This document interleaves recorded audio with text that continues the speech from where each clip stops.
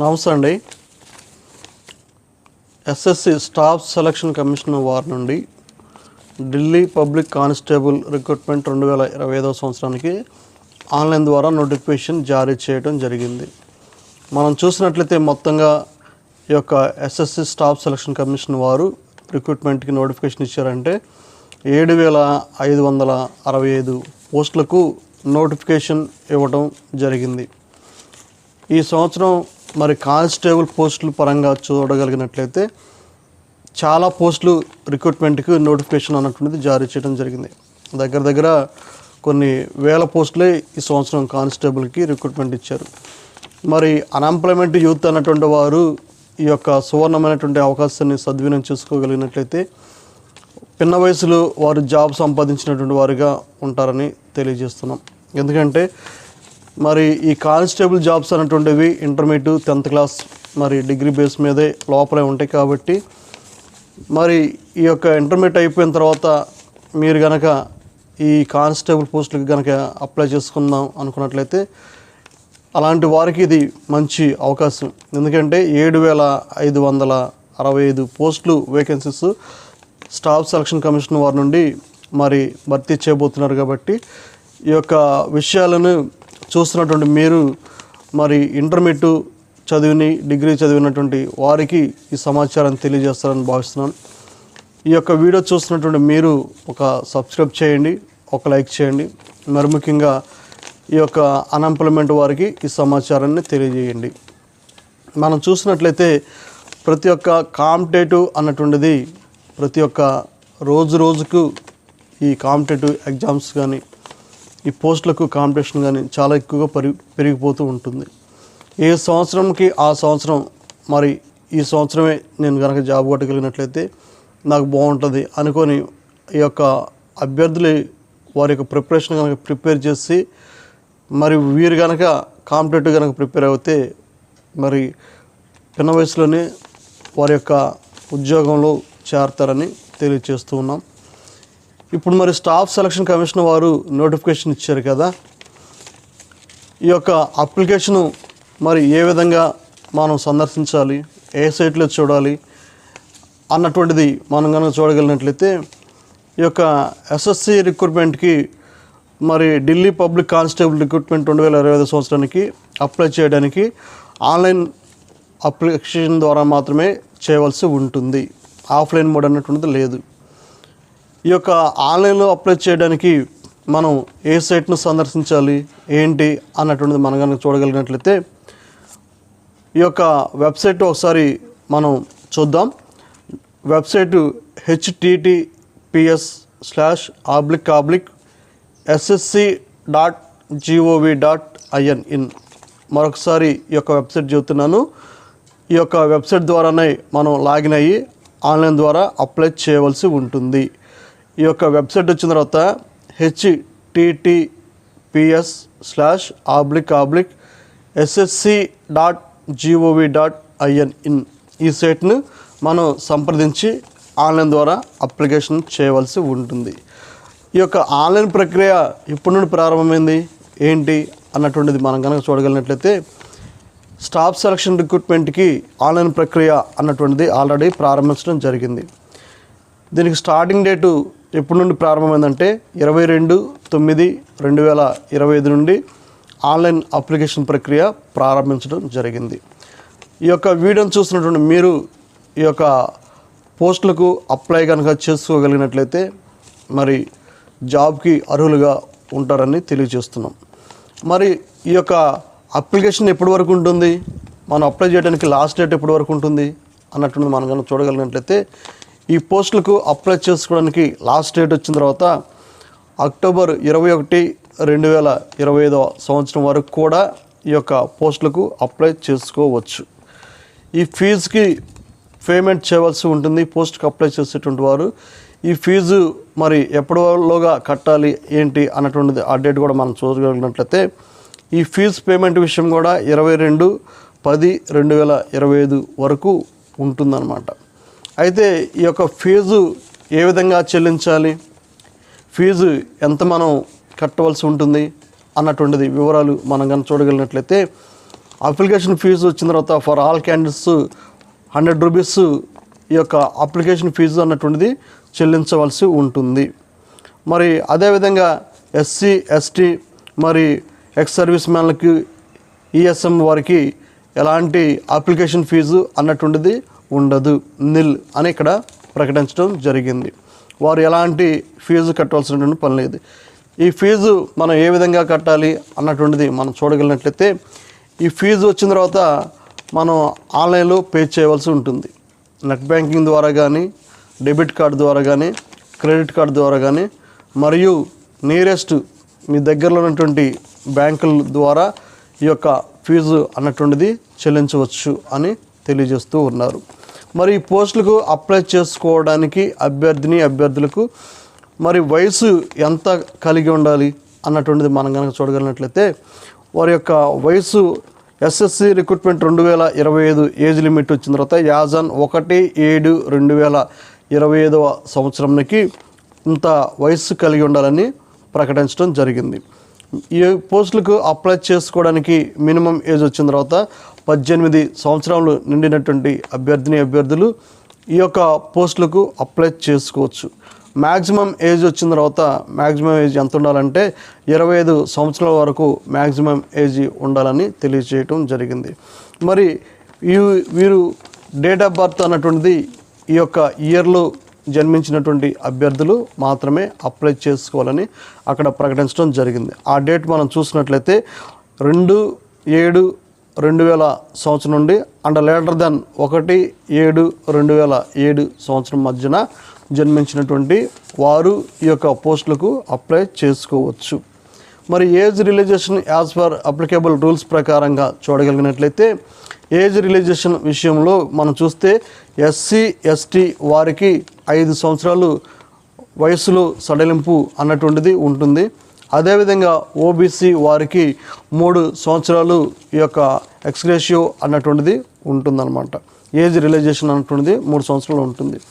మరి పోస్టులు అప్లై చేయడానికి అర్హత ఏం కలిగి ఉండాలి అన్నటువంటిది మనం కనుక చూడగలిగినట్లయితే ఈ పోస్టులకు అప్లై చేయడానికి అభ్యర్థులు ఈ క్రింది యొక్క క్వాలిఫికేషన్స్ కలిగి ఉండాలని వారు తెలియచేస్తూ ఉన్నారు. ఆ యొక్క క్వాలిఫికేషన్స్ మనం కనుక చూడగలిగినట్లయితే మరి 10+2 సీనియర్ సెకండరీ ఇంటర్మీడియట్ పాస్ అయినటువంటి వారు ఈ యొక్క పోస్టులకు మరి అర్హులుగా ప్రకటించడం జరిగింది. ఈ యొక్క పోస్టులకు అప్లై చేసుకున్నట్లయితే మరి వారు పిన్న వయసులో ఈ యొక్క ఉద్యోగాలు స్థిరపడటానికి అవకాశం ఉంటుంది. మరి పోస్టులకు మనం చూసినట్లయితే శాలరీ ఏ విధంగా ఉంటుంది, ప్రారంభ శాలరీ ఎంత ఇస్తారు, ఈ యొక్క బేస్ మోడ్ శాలరీ మోడ్ అన్నటువంటిది ఏ విధంగా ఉంటుందని మనం చూసినట్లయితే ఈ యొక్క పోస్టులకు ప్రారంభ వేతనం శాలరీ 21,700 రూపాయల నుండి 69,100 వరకు ఉంటుంది. గ్రూప్ సి మరియు వారు ప్రకటించినటువంటి ఆ యొక్క శాలరీ బేస్ ప్రకారంగా మాత్రమే ఉంటుంది. సరే, ఈ పోస్టులకి మరి కానిస్టేబుల్ పోస్టులు ఇచ్చినారు. ఈ కానిస్టేబుల్ పోస్టులు వచ్చిన తర్వాత మరి ఎన్ని పోస్టులు ఉన్నాయి, మరి కానిస్టేబుల్ పోస్టులు మేల్స్కి ఎన్ని ఇచ్చారు, ఫీమేల్స్కి ఏమైనా ఇచ్చారు, ఎక్స్ సర్వీస్ మ్యాన్కి ఏమైనా ఇచ్చారు, ఈ యొక్క వివరాలు ఇప్పుడు మనం కనుక చూడగలిగినట్లయితే మనం చూస్తే ఈ కానిస్టేబుల్ పోస్టులు ఎక్స్ మేల్కి 4,408 పోస్టులు ప్రకటించడం జరిగింది. అదే కానిస్టేబుల్ ఎక్స్ మేల్ మరియు ఎక్స్ సర్వీస్ మ్యాన్ అదర్స్కి 285 పోస్టులు కేటాయించడం జరిగింది. మరి కానిస్టేబుల్ ఎక్స్ మెయిల్ మరి ఎక్స్ సర్వీస్ మ్యాన్ మరి కమాండో వారికి 376 పోస్టులు కేటాయించడం జరిగింది. మరి కానిస్టేబుల్ పోస్టుకు అప్లై చేసేటువంటి వారు ఫిమేల్స్కి ఎన్ని కేటాయించారంటే 2,496 పోస్టులు ఈ యొక్క ఫిమేల్స్కి కేటాయించడం జరిగింది. అనగా లేడీస్కి మొత్తంగా 2,496 పోస్టులు ఉన్నాయి, జెంట్స్కి 4,408 పోస్టులు ఉన్నాయి. మొత్తంగా మరి ఈ కేటగిరీలన్నీ మనం కౌంట్ చేసుకొని చూడగలిగినట్లయితే 7,565 పోస్టులకు నోటిఫికేషన్ అన్నటువంటిది జారీ చేయడం జరిగింది. మనం చూసినట్లయితే మరి యొక్క కానిస్టేబుల్ పోస్టులకు ఎగ్జామ్స్ మరి ఎప్పుడు కండక్ట్ చేస్తారు ఏంటి అన్నటువంటిది మనం కనుక చూడగలిగినట్లయితే మరి date of window for online application from correction and online payment of correction charges వచ్చిన తర్వాత 29/10/2025 నుండి 31/10/2025 వరకు ఈ యొక్క అప్లికేషన్ విషయంలో కానీ ఫీజు విషయంలో మరి ఆన్లైన్ పేమెంట్ విషయంలో ఏదైనా ఉన్నట్లయితే వారు 29/10/2025 నుండి 31/10/2025 లోపల వారు అప్లికేషన్లో మరి వారి యొక్క ఆ ఫీజు విషయంలో ఎలాంటివి ఉన్నావో వాటిని సర్చ్ చేసుకోవచ్చు అని తెలియజేస్తున్నారు అనమాట. మరి 10A2 schedule of computer based examination CBT exam అన్నటువంటిది కండక్ట్ చేయడం జరుగుతుంది. ఈ CBT ఎగ్జామ్స్ ఎప్పుడు కండక్ట్ చేస్తారు అన్నటువంటిది మనం కనుక చూడగలిగినట్లయితే ఈ యొక్క కంప్యూటర్ బేస్డ్ ఎగ్జామ్ ఇప్పుడు కండక్ట్ చేసేటువంటి ప్రతి ఎగ్జామ్స్ కూడా ప్రతి నోటిఫికేషన్స్కి ఎక్కువ భాగంగా ఈ యొక్క CBT టెస్ట్ ద్వారానే ఎగ్జామ్ అన్నటువంటిది కండక్ట్ చేయడం జరుగుతుంది. అభ్యర్థులు అన్నటువంటిది గమనించాలి. ఈ CBT టెస్ట్ ద్వారానే ఎగ్జామ్ అన్నటువంటిది కంప్యూటర్ ద్వారా ఎగ్జామ్ మరి కండక్ట్ చేస్తారు. ఈ CBT టెస్ట్ కంప్యూటర్ టెస్ట్లు మనం చూసినట్లయితే మనకు 50 మార్కులు ఈ ఫస్ట్ సెక్షన్లో ఉన్నట్లయితే ఈ 50 మార్కులు మనకు వచ్చినటువంటి ఆన్సర్లన్నీ కూడా ఈ కంప్యూటర్ మీద మనకు వచ్చినటువంటి ఆన్సర్ని మనకి ఈ యొక్క 50 మార్క్స్కి బాక్సులు ఇస్తారు, 50 బాక్సులు. ఈ బాక్సులో ఒక్కొక్క ఆన్సర్ని మనం చేసినప్పుడు అది గ్రీన్ కలర్లోకి వస్తుంది అనమాట. ఈ విధంగా 50 ప్రశ్నలకు 50 ఆన్సర్లు మనం ఇచ్చి ఆ యొక్క గ్రీన్ కలర్లోకి వచ్చిన తర్వాత ఒక్కొక్క బిట్కి సేవ్ చేసుకుంటూ రావాలి. ఇక్కడ అభ్యర్థులు అనేటువంటి గమనించవలసిన విషయం ఏంటంటే మన కంప్యూటర్లో మనం ముందర ఉన్నటువంటి స్క్రీన్ మీద ఫస్ట్ బిట్ ఆన్సరు మనకు తెలిసింది కాబట్టి ఒకటని ఉందనుకోండి, ఆ యొక్క ఆన్సర్ తీసుకొచ్చి మనకి ఇచ్చినటువంటి 50 బాక్సులు ఆ యొక్క బాక్సులో మనం ఎంటర్ చేసిన తర్వాత సేవ్ చేయాలి. ప్రతి బిట్ కూడా మనం సేవ్ చేసుకోవాలి. అట్లా కాకుండా మనం అక్కడ బిట్ మనకు ఒకటి తెలుసుకుంటే ఒకటి అట్లా క్లిక్ ఇచ్చేసి మళ్ళీ రెండోకి వెళ్ళిపోయి 2 క్లిక్ ఇచ్చేసి అట్లా లాస్ట్కి వచ్చిన తర్వాత 50 బిట్ మనం ఒక్కటి మనం సేవ్ చేస్తాం అనుకోండి, 50 బిట్లు మనం ఇచ్చాం కదా 50 బిట్లు సేవ్ అవుతాయి అనుకుంటే సేవ్ కావు. మీరు లాస్ట్ బిట్ ఏదైతే సేవ్ చేశారో ఒక్క బిట్ అయితే సేవ్ అవుతుంది. అందుకే ఇక్కడ గమనించవలసిన విషయం ఏంటంటే 50 బిట్లు మీరు పెడుతున్నారు కాబట్టి ప్రతి బిట్ కూడా అప్లై చేసే ప్రతి బిట్ కూడా సేవ్ చేయవలసి ఉంటుంది. ఒక బిట్ తెలుసు కాబట్టి ఆ బిట్ యొక్క ఆన్సర్ పెట్టిన తర్వాత సేవ్ బటన్ నొక్కాలి, నెక్స్ట్ క్వశ్చన్కి వెళ్ళిపోతుంది అనమాట. ఈ విధంగా ఈ 50 ప్రశ్నలకు మనం అయిపోయిన తర్వాత మళ్ళీ నెక్స్ట్ సెక్షన్కి వెళ్ళిపోతుంది అనమాట. ఈ యొక్క ఎగ్జామ్ ప్యాటర్న్ అన్నట్టుంది. ప్రతి బిట్ కూడా మీరు అప్లై చేయవలసి ఉంటుంది. ఈ ప్రతి బిట్ కూడా మీరు ఆన్సర్ చేయవలసి ఉంటుంది. మరి మనం చూసినట్లయితే CBT టెస్ట్ ఉంటుందన్నమాట. మరి toll free helpline number to be called in case of any మరి మనకి ఏమైనా ప్రాబ్లమ్స్ కానీ లేదంటే ఏమైనా సందేహాలు కానీ ఏమైనా మనం సలహాలు వారి నుండి తీసుకోవాలనుకున్నప్పుడు ఈ యొక్క స్టాఫ్ సెలక్షన్ కమిషనర్ వారి నుండి మరి ఈ యొక్క Delhi public constable Delhi police constable recruitment 2025 సంవత్సరం నోటిఫికేషన్ ఇచ్చారు కాబట్టి SSC Delhi police constable recruitment 2025 వారి యొక్క నోటిఫికేషన్ ప్రకారంగా ఫ్రీ హెల్ప్ లైన్ ఇవ్వడం జరిగింది. ఈ యొక్క ఫ్రీ హెల్ప్ లైన్ ద్వారా మనకు ఏమైనా డౌట్లు కానీ మన యొక్క సందేహాలు కానీ ఉన్నట్లయితే ఈ యొక్క నెంబర్ను సంప్రదిస్తే వారు మనకు సమాచారాన్ని తెలియజేస్తారు.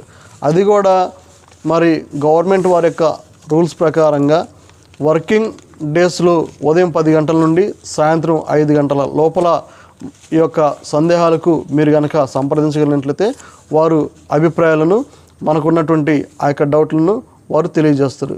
వారు ఇచ్చినటువంటి హెల్ప్ లైన్ నెంబర్ మనం ఒకసారి చూడగలిగినట్లయితే 1800309363 ఈ హెల్ప్ లైన్ నెంబర్ను సంప్రదిస్తే ఎలాంటి అభిప్రాయాలన్నా వారు మనకి తెలియజేస్తారు. మరొకసారి చెప్తున్నాను, హెల్ప్ లైన్ నెంబరు 1800309363 ఈ నెంబర్కు కాల్ చేసినట్లయితే వారు మనకి ఆ యొక్క ఇన్ఫర్మేషన్ని తెలియజేస్తూ ఉంటారు.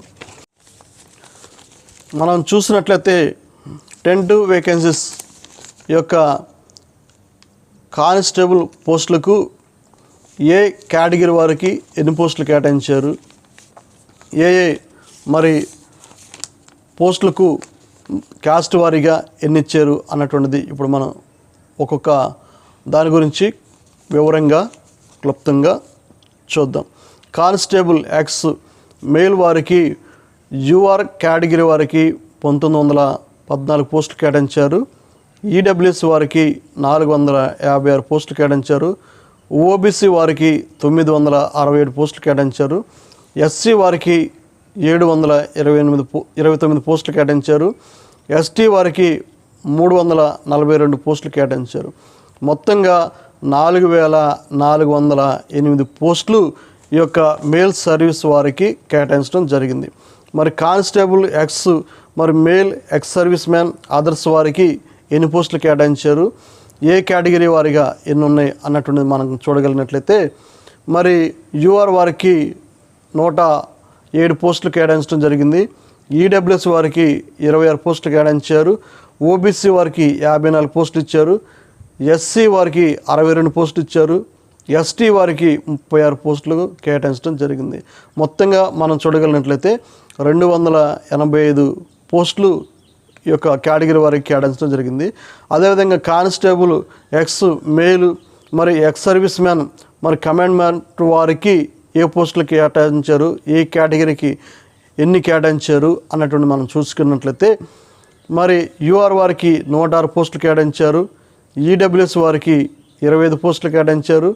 ఓబీసీ వారికి 56 పోస్టులు కేటాయించారు. ఎస్సీ వారికి 138 పోస్టులు కేటాయించారు. ఎస్టీ వారికి 51 పోస్టులు కేటాయించారు. టోటల్గా 376 పోస్టులు కేటాయించడం జరిగింది.